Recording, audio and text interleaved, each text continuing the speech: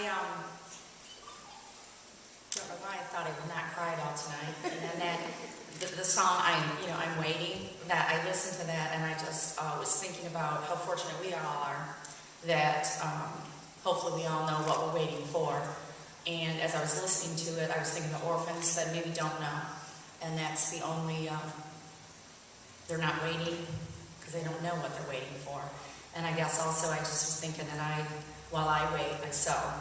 And I just wanted to share a few things here that are important to me and my family. I started sewing 5 years ago, prayer blankets. And I just thought it was a really neat thing to do. I wanted to do it. And then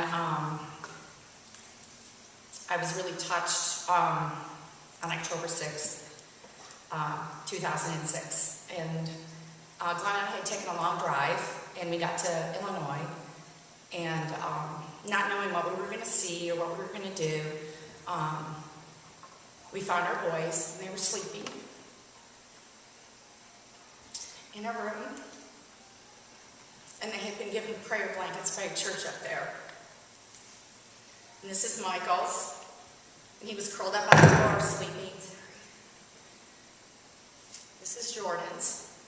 And so we walked in the room and we woke them up and they were there and they were covered in love and prayers before Mommy and Daddy could be there. And we went to see Megan. She was covered in a prayer blanket. And there again, I knew when Mommy and Daddy weren't there, someone was there, covering her.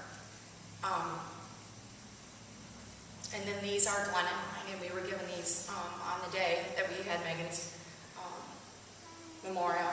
And you're not embarrassed to say that we both sleep with ours every night underneath their pillows. So these are really important to us.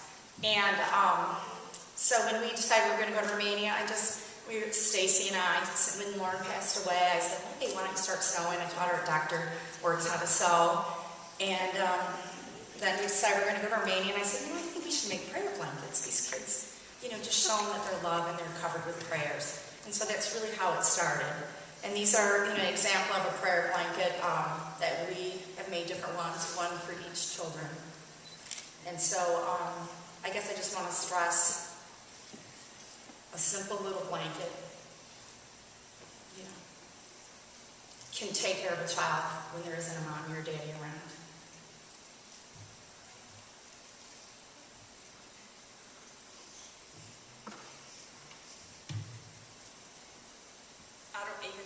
I don't even think you can see me over this thing. Sorry.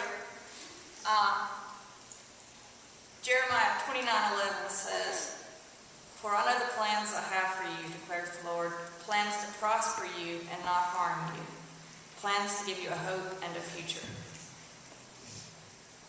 I came to know this verse through the ministry of Jennifer Sands, who came to our church a couple of years ago after we had had so much tragedy in our church family.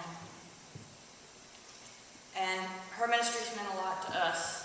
And now, when I was preparing for this, I kind of realized that we have our own ministry now, and it's starting with this trip. And you can probably sense how passionate we all are about this. In fact, it's already changing our lives, and we haven't even gone yet. However, we can't do it by ourselves. There's a larger support team helping us to make blankets, cook food, and raise money for this mission, and even a larger group praying for our safety and the success of our trip. People from all over the country are supporting us financially. Every member of the team committed to be part of this team for the whole year, and we've been working for months to raise money.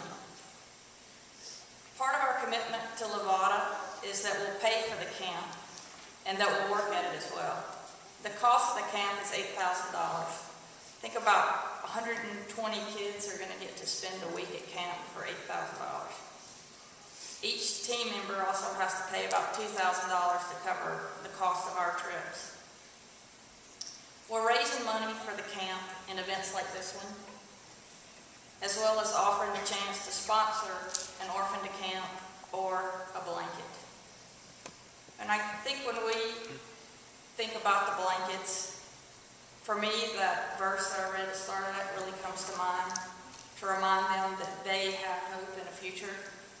God does have something in store for them, and it's not just inside that orphanage. We thank you guys for coming tonight and participating. We thank the praise band so much for doing this. I have to say, it's a night I'm not ever going to forget. Thank you guys.